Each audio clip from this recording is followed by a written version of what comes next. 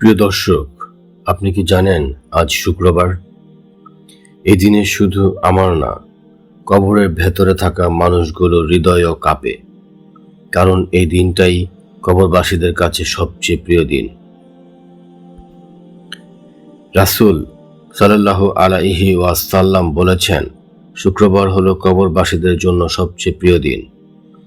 আলেমরা বলেন, এই দিনে কবরবাসীরা জীবিতদের কাছ থেকে দোয়া, কুরআন তেলাওয়াত, সদকা এই আমলগুলোর আশায় থাকে।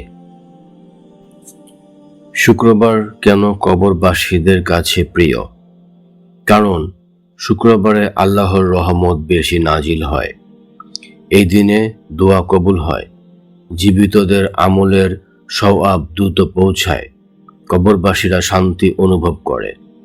একজন আলেম বলেন, জুমার দিন কবরবাসীরা অপেক্ষা করে, আজ কেউ কি আমার জন্য দোয়া করবে?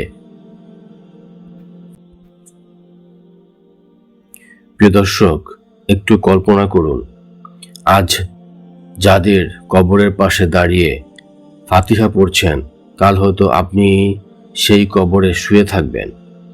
আজ আপনার দোয়াই কারো কবরকে আলোকিত করছে। শুক্রবারে কবরবাসীদের জন্য করণীয় আমল।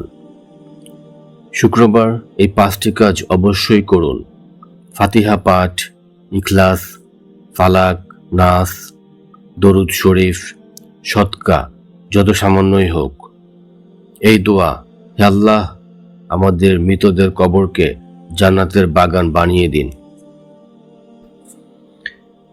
আজ যদি দোয়া না করেন, কাল আপনার জন্য দোয়া করার কেউ নাও থাকতে পারে। শুক্রবার চলে যাবে, কিন্তু আপনার একটি দোয়া কারো কবরে নূর হয়ে থাকবে। ভিডিওটি শেয়ার করুন, যেন আরও মানুষ শুক্রবারে দোয়া করতে মনে রাখে।